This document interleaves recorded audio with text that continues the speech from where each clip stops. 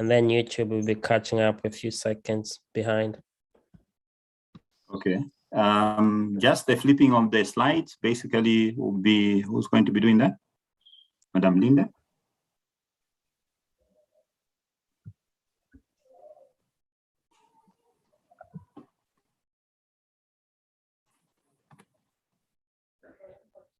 Yes, I believe it's Madam Linda's flipping the slides. Okay. Madam Linda, I'm ready to start. Yes, I'm ready. Okay, great. So good evening, everybody. Sorry for the slight delay in starting the training. We should have started 7 minutes ago, but we do hope that you can hear us and we'll do justice to it. This is the second training in which the Lusaka Avocado Multipurpose Cooperative is conducting. And today's training will be on avocado physiology and phenology, which we expect that will share some good information in that and some learnings which can help us move forward as we cultivate avocado and obviously make sure that the green gold that benefits trickle to everybody who's participating in this venture. If we can go to the second, we can start the slides, please.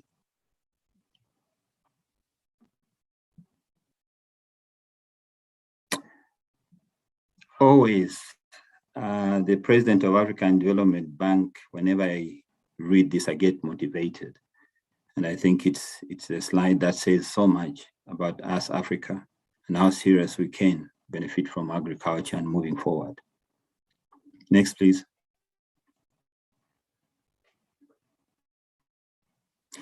The presentation outline which I have is basically, as outlined, historical background on propagation, introduction, seed, stone selection, starting from the basics, because I believe that I think our membership has grown. And this is some of the presentation I've made before, but that has been updated. And obviously from experience and knowing exactly where we are going and how we're supposed to do things in ensuring that we are able to have and create or develop groves of avocados in this country to a level where it's up to international standards. Next, please.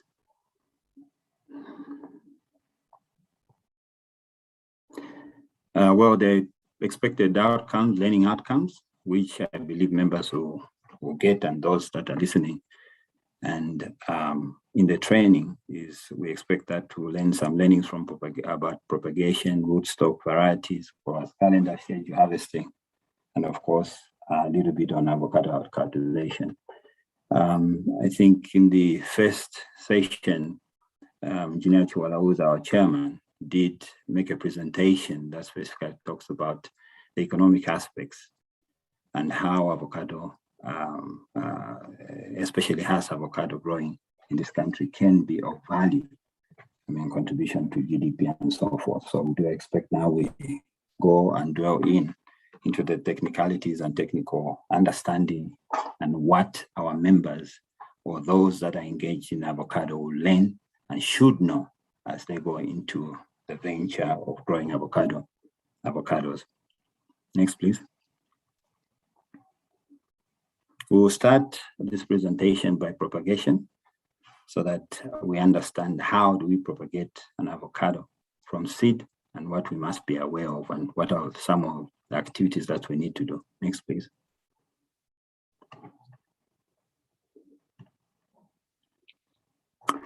Just a historical background on propagation. I mean, the first trees that were done were self-rooted seedlings, meaning each grown from a seed. And for every avocado that is grown, avocados are not true to type, meaning that if you plant a seed from an avocado fruit which you've eaten, you cannot basically get the exact avocado fruit which you ate, meaning texture, color, and so on and so forth. Maybe color will be the same, but the texture and the content of the fruit that you get from a tree that is grown from tree will never be the same. And that's why the grafting aspect came into, so that you are able to get the true type offspring of the avocados that are similar to the mother tree. And about around 1920, grafting of avocado began. That is in California. And the way they used to plant basically was rows of seedling stalks are grown in the field. Then they were using a method of T-shaped grafting, which were done on this young bud, and inserted the bud for preferred parent tree. Now, this type of grafting was limited to only certain seasons. In that country, the spring, and the success rate were very low. When the grafted trees were about 6 centimeters, the trees were dug for sale. Now you can imagine the process. You dig, you graft, you plant in the field, and then you start selling. By 1950, new methods pioneered by a gentleman called Waterbeck, called the slice whip, which we are using today, has been a preferred method, and the success rate are just brilliant. And the method of how we grow these trees are done in containers and basically put in a shed. Next, please.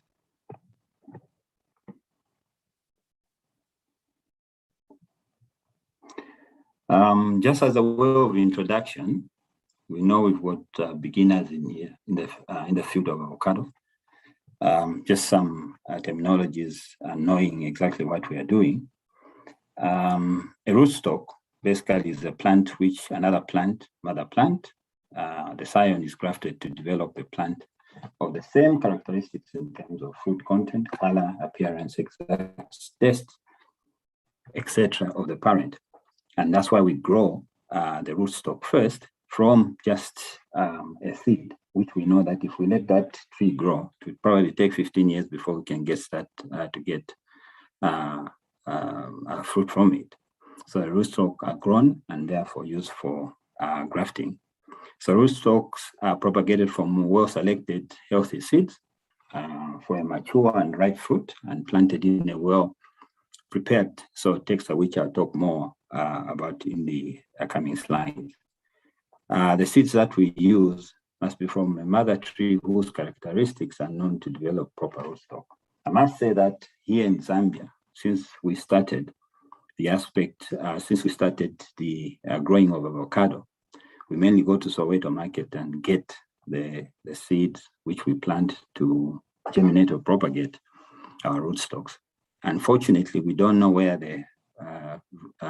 these seeds are coming from. Yes, they're from avocado, but at the same time, we don't know the exact trees.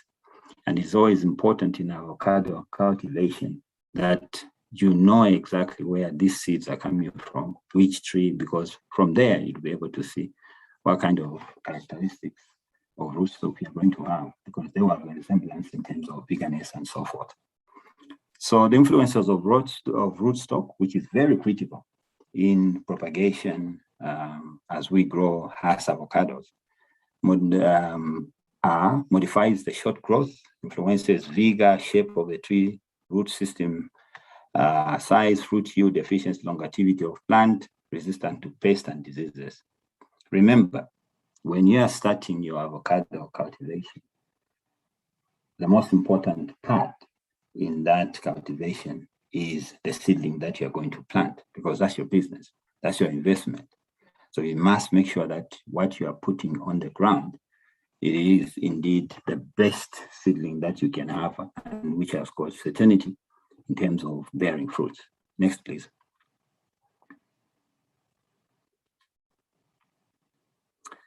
We have done some studies around what is the best size of a seed that should be planted. So in doing so, I think we must get mature and ripe avocado obtained from tree with durable characteristics. Unfortunately, in our case, until now, when we have started grafting local varieties, which we'll put in the ground so that we're able to see the best that we can have. The size of the stone matters, as it will affect definitely the stem that is coming out for a rootstock, and also the root system. As you can see in the photograph, these were done at our farm, and this has been proven that the size also matters into the veganess aspect of what you are getting. What you want is a very good root system, so that when you get a seedling which has been grafted, you are very, very sure that this will not dry up. We've had cases, pure examples, even from the WhatsApp chat that we have, people complaining, no, I planted this and all of them dried.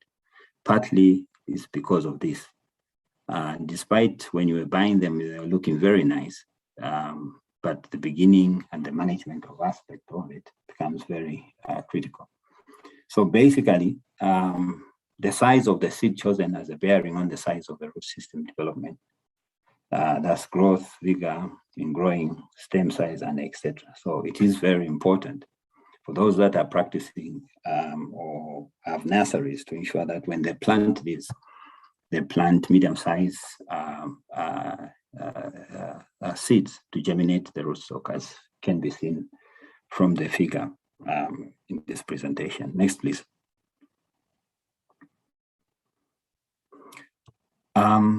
Just the seed preparation and before sowing. There are some things that you need to do before you actually plant the seed. I know a lot of us will plant and say, but it's coming out. I think this takes the effect later on in your field. So this is very, very important. I mean, once your seeds have been selected, you need to break the dominance. I'm sure everybody who's in the nursery understands this. This is done by brown coat removed from each seed.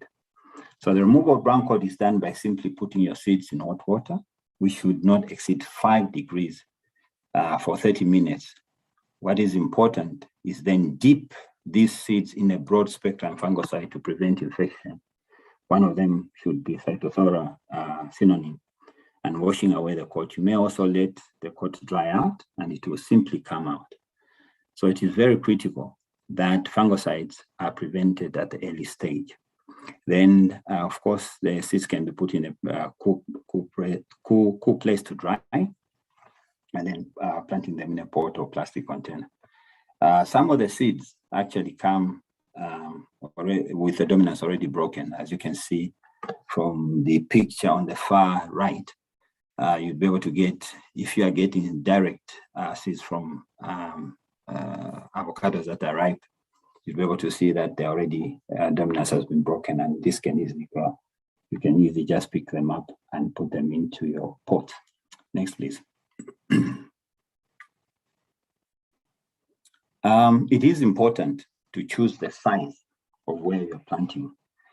The choice of a container is important, as this will determine the environment for root system development, which is critical to the veganess of the rootstock and the venture seedlings. The smaller the container, the great care you need after planting, because you need to ensure that the root development becomes. So if you've got a good container, you'll be able to see that you will be able to plant these seeds and less attention will be given to them. It is recommended that the size of a container should be a capacity of 8 liters.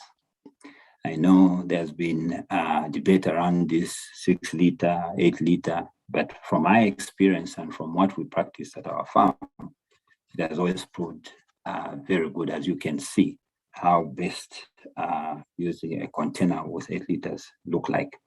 There are, of course, today different types of eco-friendly concept. You know, you may have biodegradable, but mostly, I think the nurseries use the black plastic as shown in the figure. You'll be able to see that this type of container has a dimensions of 5 by 4.5 by 4 inches.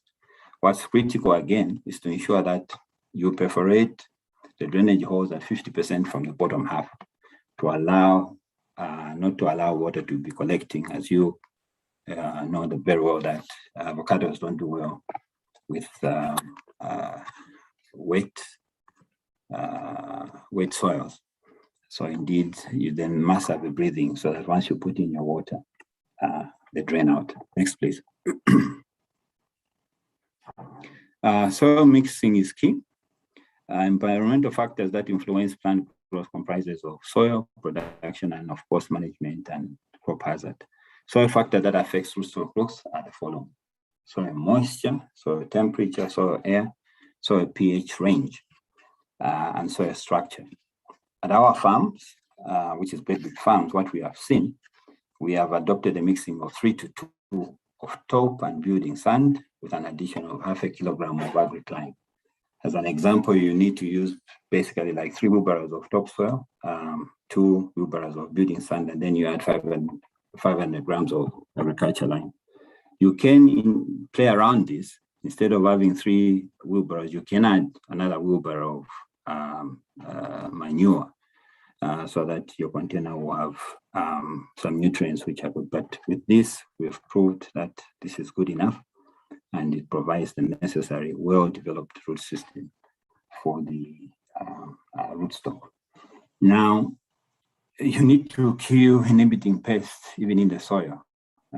As we are all cautious about cost, some of the things that you can do is put dry grass on fire and to kill the pests and diseases, so that once you are planting, you are sure that the soil mixing you are using is clear of pests and so on. Next, please.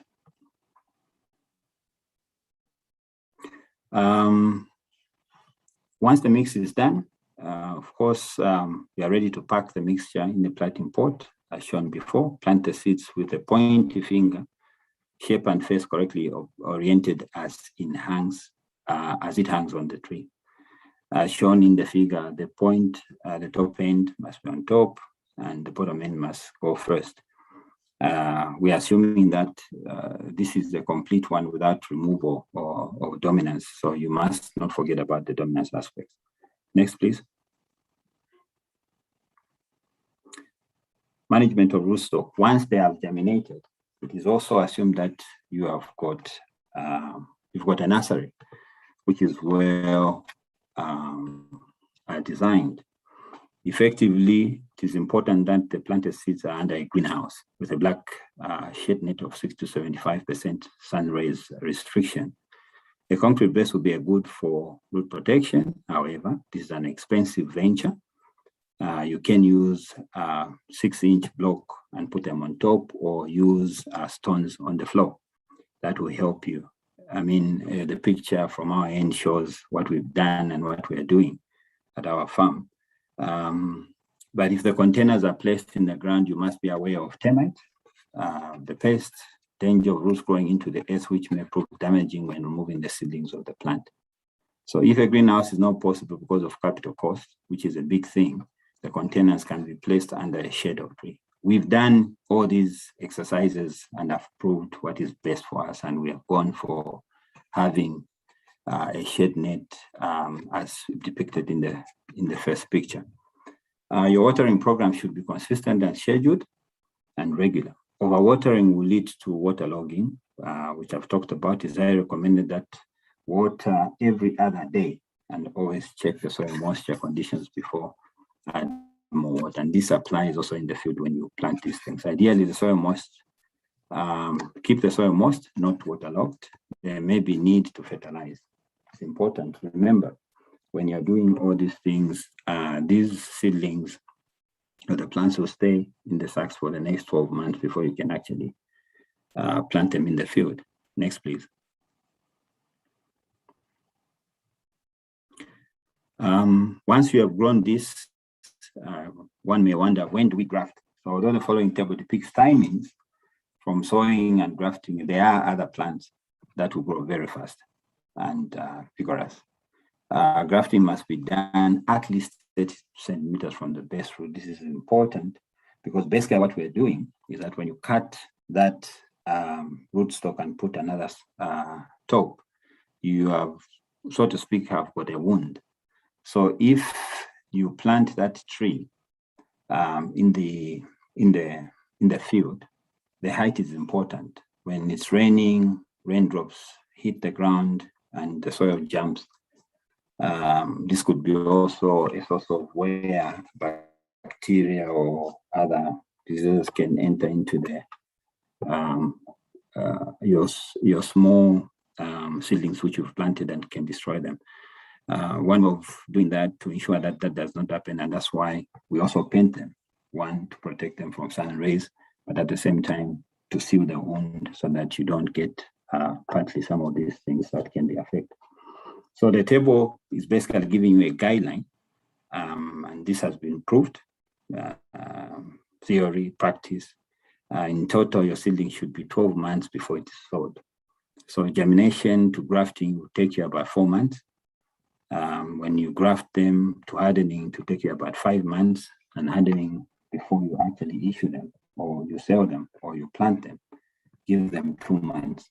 In total, a 12 months seedling is a guarantee that once you put it in the field, you should be able to have germination, and the trees will survive. Of course, taking into consideration, you're doing every other aspect that is needed for you to cultivate. Next, please.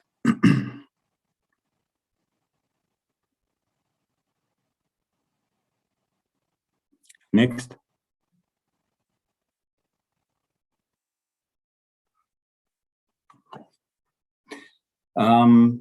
What we've tried to show in this slide is that from our studies, as I mentioned earlier on, it is a good and healthy growth, which is a field of avocados, depends on soil, climate, water, seedling that is well developed in a good nursery following good practices and orchard management practices. Root system development is critical to the success of avocado growing as a business. We've seen shown, going backwards, please.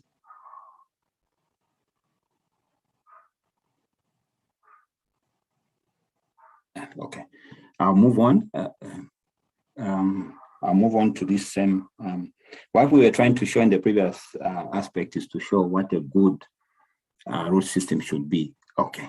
In the first one, you'll be able to see that it has got a lot of mesh around when you do grow rootstock, taking care of root management, of nursery management, and doing good practices. You should be able to get a root stock or seedling with a root system which is there.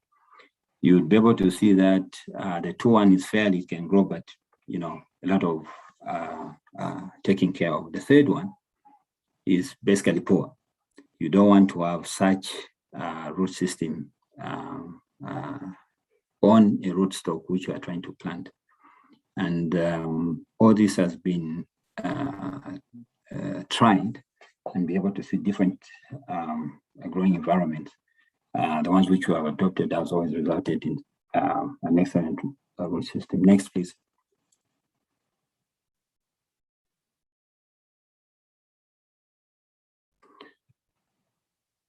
There are some things that you must know when you're planting or buy, once you buy your rootstock from any nursery.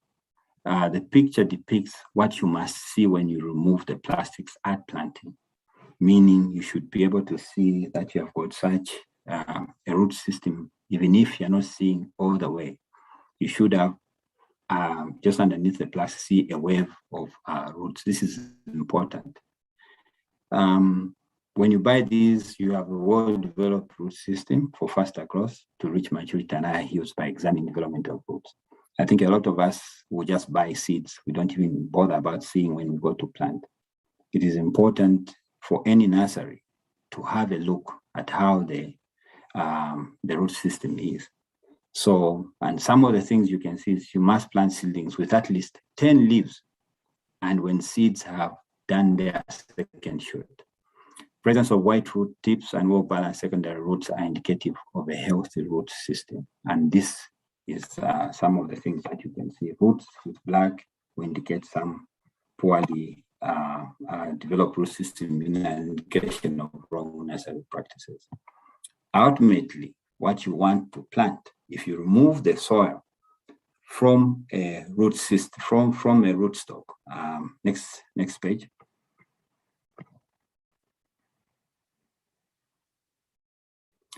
You want to plant a rootstock or a seedling with a root system as depicted in this picture. This is not theory, this is by practice, and this is what you must expect you can see that when you remove the soil around your seedling, you're actually seeing the whole round thing as a container was. This definitely, anyone can see that once you plant such a root system, such a seedling, you'll be able to get the desired result. Next, please.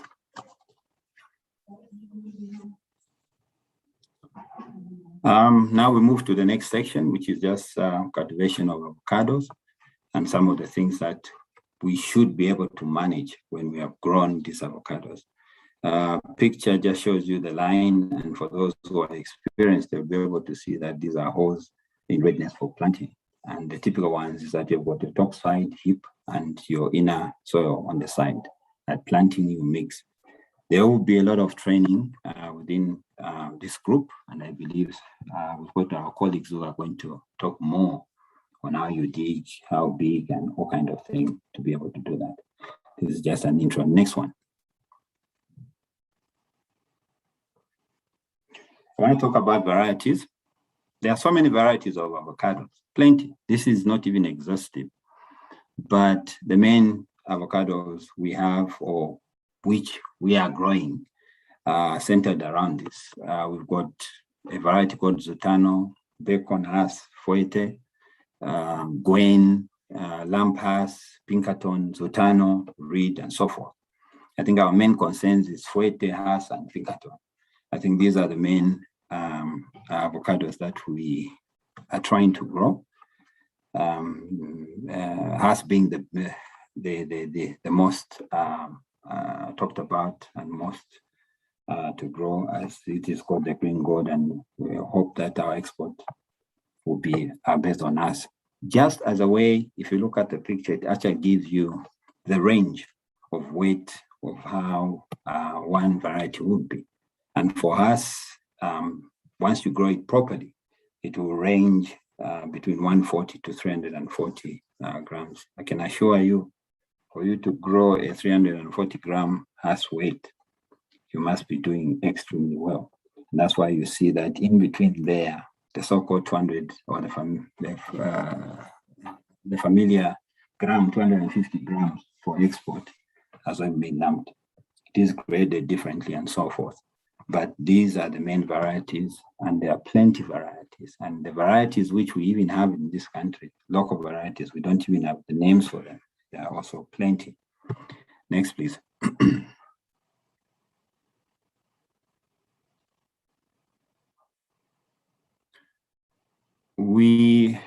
Just to talk about the phenology of an avocado, I think this is the key to ensure that you plant and manage your field and understand how avocado grows. So basically, the phenology of an avocado tree refers to the seasonal timings of the plant growth stages. Very, very important. Having an understanding of tree phenology can help inform orchard management practices, because ultimately what you want is you want to have the best fruits, best quality in terms of size, looks, and everything. So the exact timing of this event will depend on a number of factors, including tree resource status, the age, climate, and soil temperature. So a well-developed model for avocados enhances the ability to foster and plan management practices to events occurring within the tree. So if I know what's happening on a tree in a particular month over a year, then I would know what I need to give it. If I'm hungry, I go and eat. If I want to grow fat, I need to eat carbohydrates. Or if I want protein, I need to eat meat, chicken, or whatever. So that's the kind of understanding that we need to know about our trees. So the knowledge of the time of root growth, flower budding, flowering, fruit set, shoot growth, and fruit drop, and the relationship between these events and carbohydrate utilization within the tree allows for application of irrigation, fertilization, and nurture, and other cultural practices at optimum times. Because what we want to have a tree and that is able to produce more and more fruits which are of quality. And the phenology of the avocado also helps very important to understand the factors involved in the alternative fruit bearing in nuts and avocado varieties. Alternative fruit bearing is a bearing of fruits. In one season, you have got plenty. In the next season, you don't. You have got little. What causes that? So if you understand some of these things, it will help you to take mitigation factors that will help that you always have the kind of expectation from your grower and production that you require. And to answer this, next page.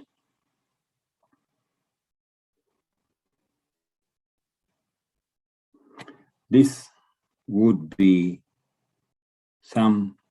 very important, the model, which you should understand very well. The first column has all what is happening. There's land preparation, general, irrigation, and so forth. The physiology of your tree is important. If you understand it and know at any particular month of the year, you'd be able to apply what you need to do. For example, Hass will start your flower bud development from May to July. And starting from mid-June, flowering and fruit set will start happening. By September, you should be able to have fruits on your set on your trees. During that period, you also would experience fruit drop. And at the same time in October, you're going to have root flash. So if you go below there on fertilization, you'll be able to see what you need to do at a particular stage growth. For example, for fertilization, annual phosphate will be required at fruit bud development and fruit and flowering and fruit set. Very, very important. So you'll be able to see that when you look and go step by step in this, which we'll call grower's calendar or phenology of the avocado, you'll be able to see that there are mitigating factors. In fact, this is where it's from practice. I must say that the source of this was when we visited Batamea farms, which basically shows how an avocado behavior is in Zambia. And looking at this ourselves at Bedbridge, we have actually, I can attest that this is something that is exact, almost exact. But there is, to be important, as the Lusaka or Akuz and so on, we make sure that this model indeed speaks to the behavior of avocados in this country, because it depends on the climate, the environment, and so forth. So this, if you go step by step, you'll be able to see that it answers most of the issues surrounding avocado growing. When do we prepare the land? What do we do with the land? If you go to the last row, land preparation, when do we start that? You see in April, you do your bush clearing. By May, you start liming and plowing, so that your line before you plant will take 3-4 months. By June, you apply phosphate, deep rip if you are doing that. Make roads, you're setting up your farm. You start your planting by October, which is the beginning of the rainy season, all the way up to February, because this is when the rains are there, and it's expected that once you plant the seedlings, they'll be able to hold. So this model, or this chart, if I may use it, or calendar, it explains anything that you need to know. I would encourage every grower to look at this and be able to see what they need to do. Of course, here there's a recommendation of certain chemicals to be used, but you must make a choice. What is it that you are doing? Are you doing organic farming, or are you going to go chemical-based kind of fertilization? All this can answer you exactly what you need to be doing. So it's a very, very important model that you need to look at, because it will answer most of the things that you need to know and grow when growing avocados. Next, please.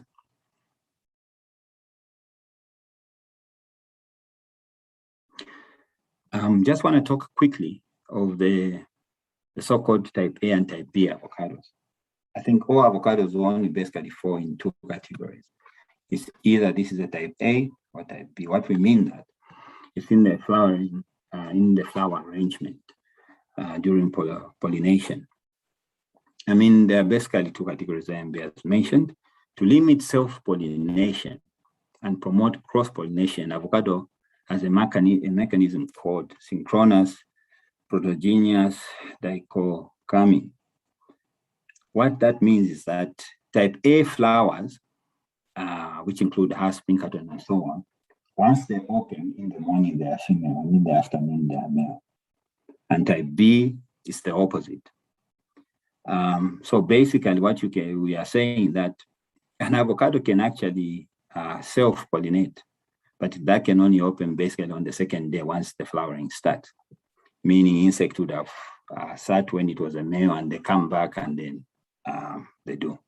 However, for type B avocados, which will include Sultano, Fuerte, Reed, Adriano, Bacon, and so forth, they do the opposite. So if you have got a scenario where you have got type A and B in your field, it makes it easier and maximize on the production of fruit set. It doesn't mean that if you have got only one type A, they won't be able to have fruits. They will, but it has been proved that if you plant basically A and B, your production may increase maybe by 20%. So this is very, very important, which you must understand. And I hope that you would pick it up and be able to read a bit more on that. Next, please.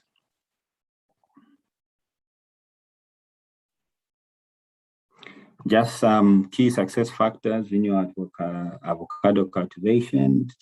Summary: commitment, well-drained soil, having robust rootstock, adherence to planting and fertilization regime, meeting water requirements for each plant, robust disease orchard management, fertilization record management, and so forth. If you see these success factors and you go back to the model on phenology and physiology, you'll be able to see that it answers everything. So that page or that model or that grower's calendar answers all what you need to know and how to do.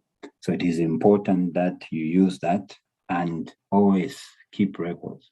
Look at your field, look at your trees. What is happening every day, every month? You see and record. You see and record, and that's how you understand how an avocado works. It takes a bit of time. I mean, once you plant, you don't expect, they'll just be growing and you need to understand some of these things. Very, very critical, because at the end of the day, that is your business as it is. Next, please.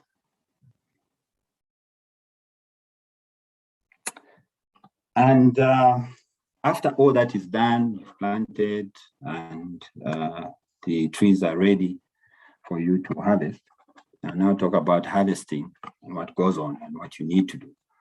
So basically, the avocado tree is classified as a climacteric fruit in reference to the respiration pattern during ripening. And like many of climacteric fruits, it is not ripened or attached to the tree, meaning that your avocado will never ripe if it's still attached to the tree. So one most important criteria for the development of successful avocado fresh fruit industry is the assurance of quality to the customer, which is very important. Now, quality is the result of several factors: production of disease-free fruit, proper maturity, at harvest, correct harvesting and handling procedures. The storage life of the fruit on a tree for us is around 8 months, meaning to stay 8 months should be mature by then. But this varies, of course, from different cultivars. It is not easy to simply identify the right harvesting period for avocados. However, some indicators for maturity, among others, this is how you'll be able to tell by just looking, and takes experience. For green varieties, the fruit stem turns yellow, the one which connects the tree to the avocado. The skin may appear less shiny. I'm sure all of us know that when you go in the field of avocado, all the avocados or your house or whatever shines. They've got that appealing green, light green shine. but when it's ripe, you'll be able to see it increase in size and maybe down. Or the end develop last like spots, and others will develop whitish appearance. This is not just talking about Hass avocado, but it's going on further to talk about other varieties. But internally, at maturity, the seed coat turns from ivory to dark brown. So for dark varieties, very easy. There's a change in the color for green to black or purple. Next, please. Now, what's important is that those are just appearances. What you want to know is that how in my field would I test that my avocados are ready to harvest. There are different types of tests that can be done. Some simple, clear one. The floating test. When you feel that, yes, I think I've looked at this, is down, you get the number of avocados from the field and do the floating test. You immerse them in water and these fruits must float. If they don't float, basically means that they're immature. They haven't reached that point. There's also the shivering test. A few fruits which are seen to be mature are picked for ripening. These are left to ripen in a warm place. Once ripe, if these soften without shivering within a week at room temperature, which is about 20 degrees, then the crop is ready for picking. Remember, at maturity, you don't just have to wait. No, I'm waiting 8 months. No, it's the peak period of harvesting is much. No, you need to test in the field. Get a sample 1, 2, 3, 4, 5, and do some of these tests. There's also the oil test, I think, which is the most reliable one because this one is done in a laboratory. But of course, that will come with a cost and availability of capacities to be able to do this. The test is the main criteria and most reliable method for determining maturity of avocados, determined by a laboratory test. The avocado fruit possesses a remarkable ability to synthesize oils and accumulate levels as high as 30% of the fruit weight. It has been recognized that an avocado fruit matures. There is a concomitant increase in oil content. Of course, the oil content varies depending. Once you have these results, there's obviously a scale which you will be able to determine whether now your maturity, the fruits that you have in the field are mature. Remember, you're not going to be doing the test for every avocado that you're going to harvest. You do a sample, 1, 2, 3, 4, 5, then you see by looking how they're looking, and you'll be able to tell if you go to a tree, you remove this and this and this, and leave some which are yet to mature. Next, please.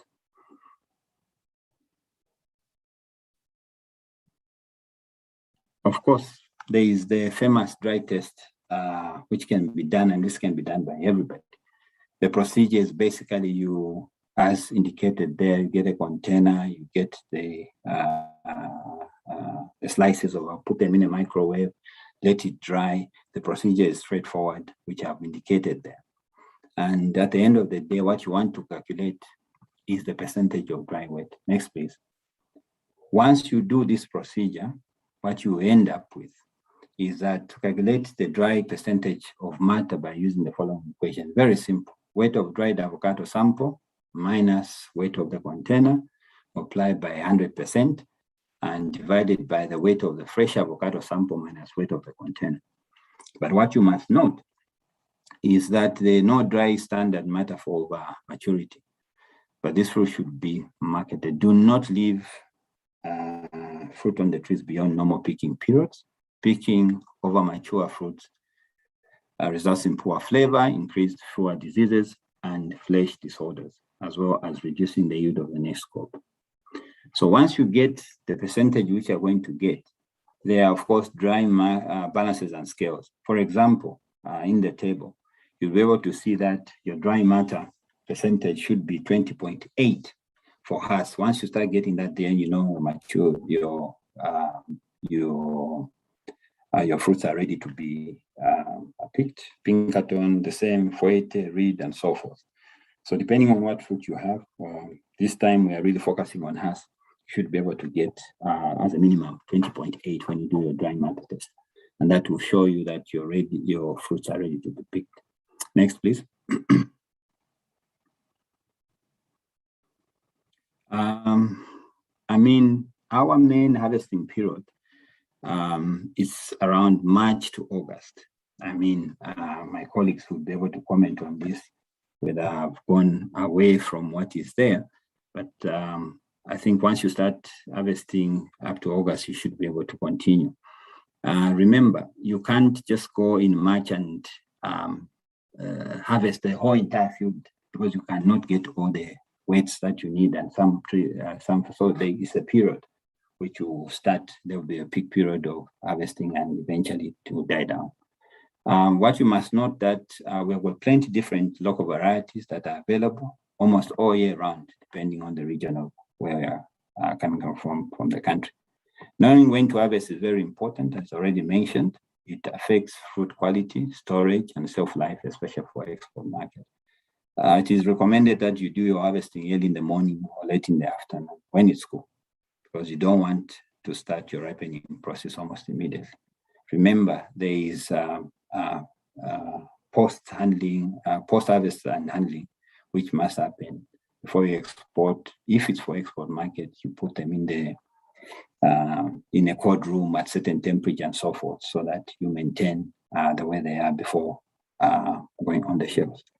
My colleagues definitely will talk about the post and successful training coming, post handling and so forth, and what needs to be done.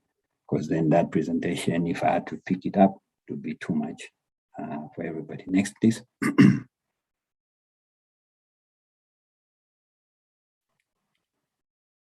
Harvesting methods. When harvesting, the fruit must be clipped from the trees with post cutters, leaving a short stem portion of about 0.5 centimeters of fruit, as you can see from the harvested fruit, which needs to remain. I think the issue is that you want to prolong the longevity of shelf life when they go in there. Then fruit should not be pulled off the tree, as this may damage the skin and allow decay disease to enter, and also reduce the shelf life of the tree. Remember, you're doing for export. There needs to be of certain quality, of certain appearance. We don't want it has got scratches here and there and so forth. For fruits that are higher in the tree, you must use ladders so that you're able to get them well. And of course, designed picking tools, which are reliable, available in stores. Don't go there and start shaking the tree so that they fall, because you are avoiding that. You may damage your fruits and may not be of quality standard for export market. Next, please. There are some harvesting recommendations just to ensure that you're getting quality. Use cotton gloves during picking, grading, and packaging. Avoid dropping the fruits by carefully in collection bags, filled boxes. Collection bags must be emptied carefully, with each fruit being removed. And if you are doing what you need to do in terms of orchard management, fertilization, and so forth, it is expected that your yield should range to 3,200 to 4,000 kilograms per acre per year. This is the Kenyan experience. When I looked at the numbers of fruits that you need at least 250, 300 per tree, I think it worked out to be 1,000 plus fruits in one tree. Of course, this is a 5-year-old tree that they are looking at. So that's a Kenyan experience. I don't know how perfect it is, but it gives you hope, and to make sure that you are following good agriculture practices to ensure that you obtain such values. With such values, I think you will be doing extremely well. Next, please.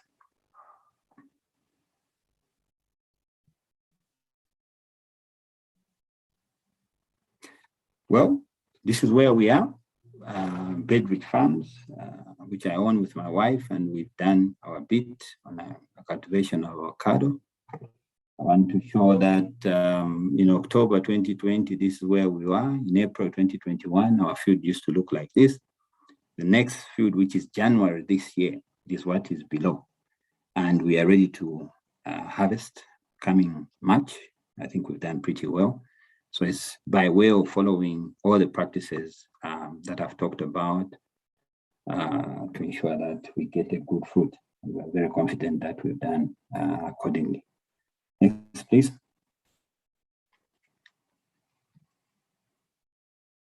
These are just references which I referred to preparing this presentation.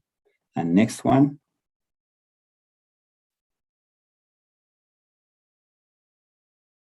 Thank you very much. I hope you enjoyed my presentation and you learned one or two things. I thank you. Thank you so much, Engineer. We appreciate you joining us for this presentation. If anybody has any questions, please could you kindly put them in the chat. If you are not able to access the chat, please go and have a look at our website, www.lusakaavocado.com. We will have on that website a little bit information about the cooperative. We also have joining forms, membership forms, and also details about what member services are. We appreciate you joining us. Thank you very much. I'm going to end the presentation. Thank you.